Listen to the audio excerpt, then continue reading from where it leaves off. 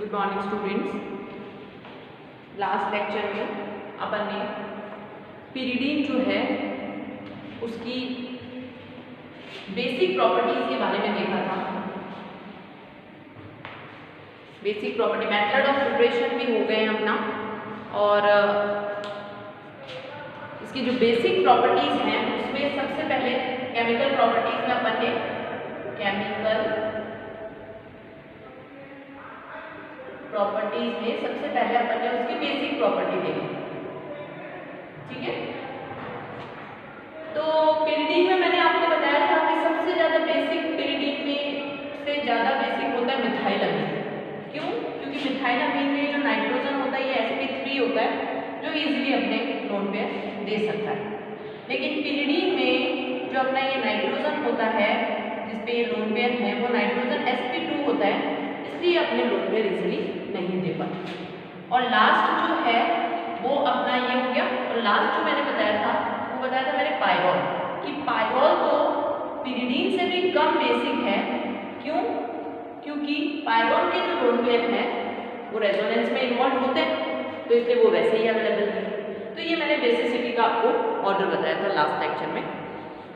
आज अपन chemical properties में दूसरी उसकी जो प्रॉपर्टी है वो है इलेक्ट्रोफिलिक सब्स्टिट्यूशन रिएक्शन देना। इलेक्ट्रोफिलिक सब्स्टिट्यूशन रिएक्शन जो है वो देखो, ठीक है। अब देखो इलेक्ट्रोफिलिक सब्स्टिट्यूशन रिएक्शन को समझने के लिए सबसे पहले अपन पिरिडीन के रेजोनेटिंग स्ट्रक्चर्स बनाते हैं, ठीक है। तो ये है पिरिडीन जो कि एक 6 मेंबर्ड रिंग है, यहाँ लोग है, ठीक है। तो इसके जब रेजोनेटिंग स्ट्रक्चर बनाएंगे तो आपको पता है नाइट्रोजन एक इलेक्ट्रॉन विड्रॉइंग ग्रुप है, इसको अपनी तरफ खींचेगा तो यहाँ पे ये जो पिरिडीन है इसके ऊपर आ जाएगा नेगेटिव, यहाँ आ जाएगा प्लस, ठीक है। फिर क्या होगा, यहाँ पे अगर आगे देखें तो ये N पे नेगेटिव है, ये प्लस ये इधर होगा बॉन्ड रोटेट और प्लस आ जाएगा यहाँ, ठीक है।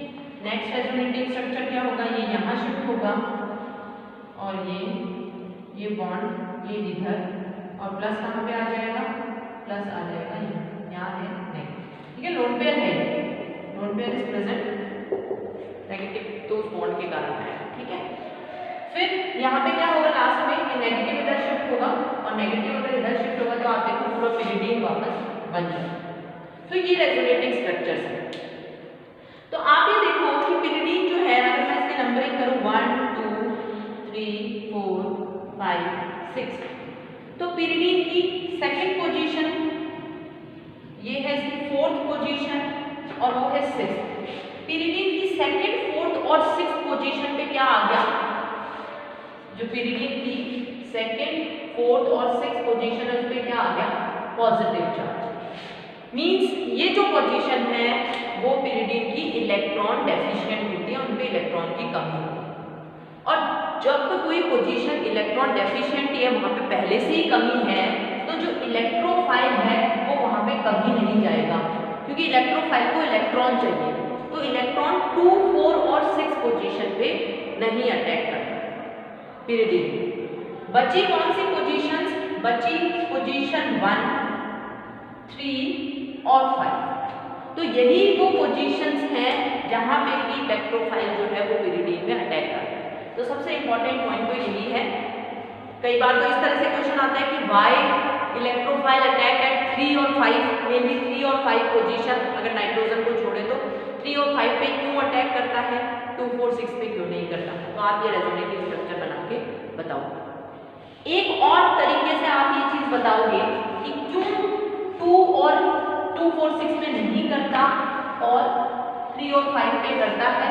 दूसरा पॉइंट ये है कि जब वो 3 और 5 पे अटैक करता है इलेक्ट्रोफाइल तो मतलब कोई भी अनस्टेबल इंटरमीडिएट नहीं बनता। क्या बोल रहे हैं, जब अटैक 3 और 5 पोजीशन पे होता है किसका, इलेक्ट्रोफाइल, ठीक है, तब क्या होगा,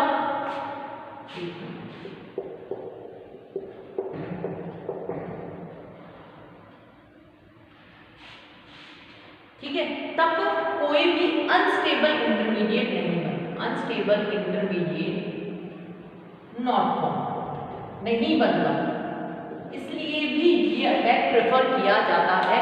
ठीक है, जैसे देखो मैं सबसे पहले 2 3 4 5 6 अपन थर्ड पोजीशन पे अटैक कराते हैं, अटैक एट 3। ठीक है, तो इलेक्ट्रोफाइल जो है जब 3 पे अटैक करेगा तो जो इलेक्ट्रॉन्स हैं वो 3 की तरफ जाएंगे। ओके, तो ये हो गया, यहाँ पे यहाँ प्लस आएगा और यहाँ आ गया इलेक्ट्रॉन। H यहाँ पे पहले से ही होता है, एक H सब कार्बन पे लगा हुआ है। अब क्या होगा दूसरा रेजोनेटिंग स्ट्रक्चर, ये यहाँ से यहाँ N, यहाँ ये प्लस, ये बॉन्ड है, ये E और H। ठीक है, फिर इससे अगला रेजोनेटिंग स्ट्रक्चर क्या होगा, ये इधर शिफ्ट होगा, यहाँ बॉन्ड, यहाँ E H और ये प्लस। ठीक है, ये इधर से इधर और ये यहाँ बॉन्ड और यहाँ इलेक्ट्रोफाइल लग जाएगा, क्योंकि देखो ये H निकल गया, H अपने इलेक्ट्रॉन देके, तो ये लास्ट में रिएक्शन होगी।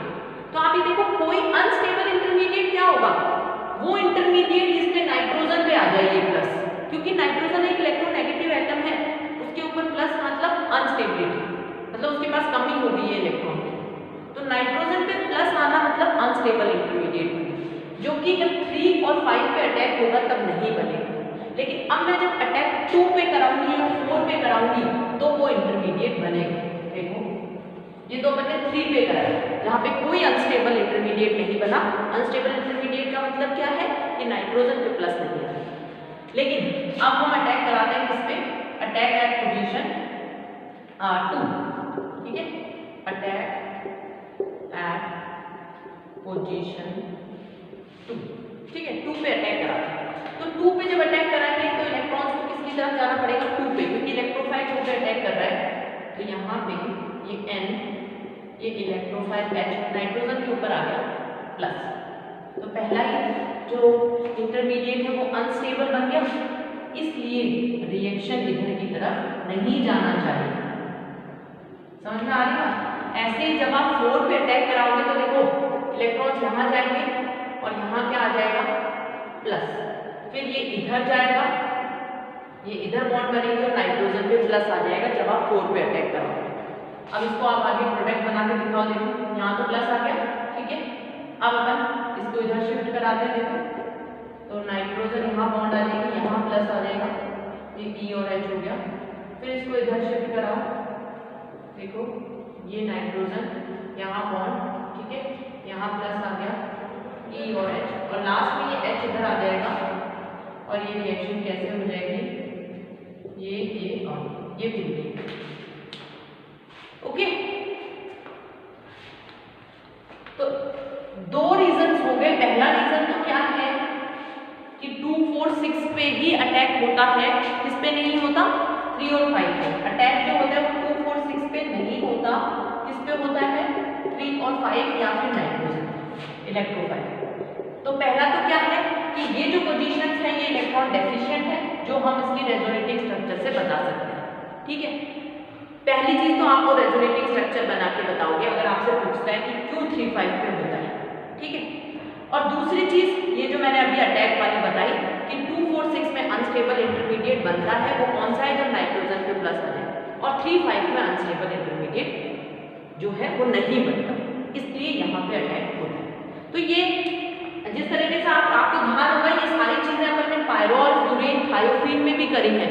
जब अपन करते थे कि जैसे ये पायरोल है तो अपन कहते थे ना यहाँ ये जो पोजीशंस हैं 2 और 5, ये कह सकते हो आप 2 और 5 पोजीशन पे अटैक करता है इलेक्ट्रोफाइल, 3 और 4 पे नहीं करता, क्योंकि वहाँ रेजोनेटिंग स्ट्रक्चर ज्यादा बनते हैं।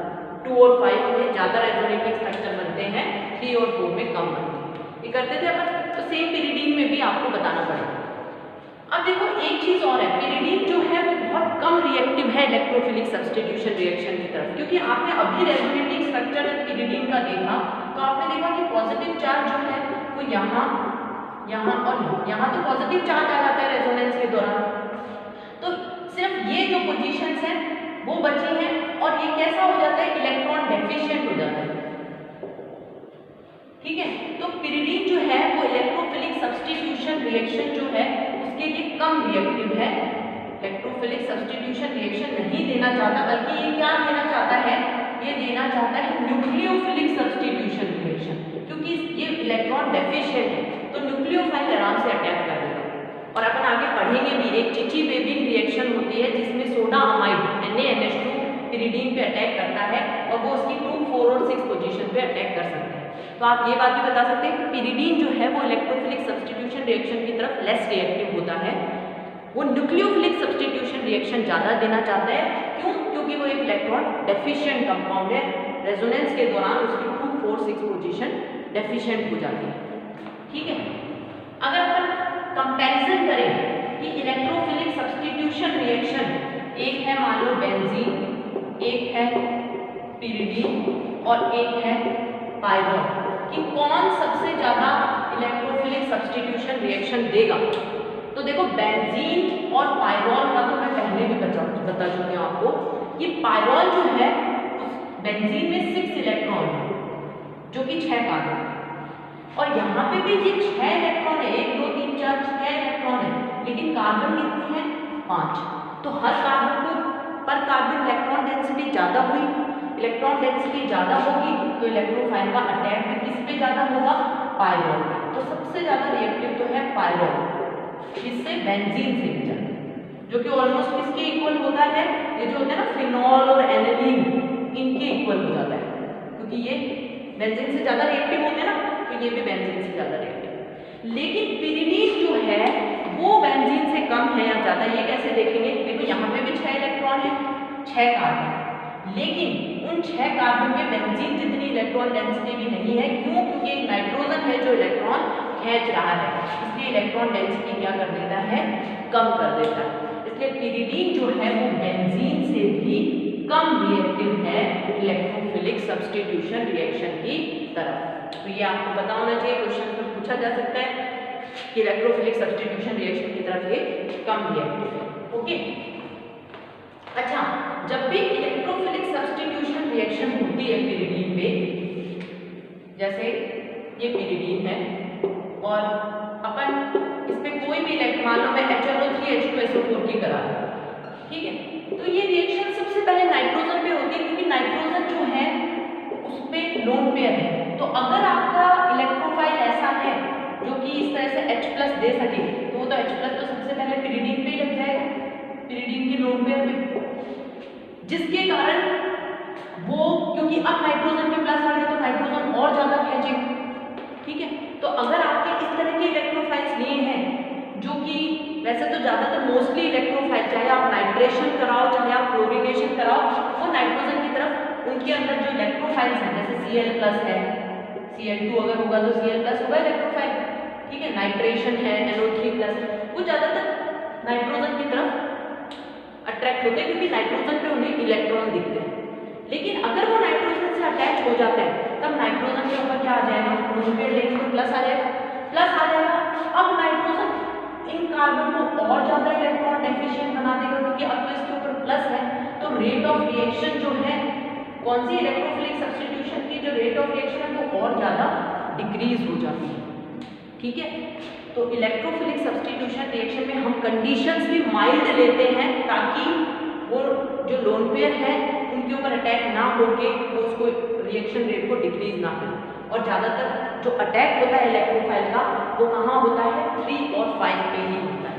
लेकिन अगर आप ज़्यादा एसिडिक मीडियम लोगे तो प्रोटॉन सबसे पहले लोन पेयर पे अटैक करेगा और वो रिंग को क्या बना देगा, ये जो रिंग होती है ना इसे बोलते हैं पिरिडीनियम आयन, और ये पिरिडीनियम आयन में तो और ज़्यादा रेट डिक्रीज हो जाती है। ठीक है, तो ये है electrophilic substitution reaction of pyridine, जिसे आप बुक से भी देखो, ये इंपॉर्टेंट है। नेक्स्ट लेक्चर में अपन इसकी रिएक्शंस देखेंगे, क्लोरीनेशन, सल्फोनेशन, इस तरह की। Thank you.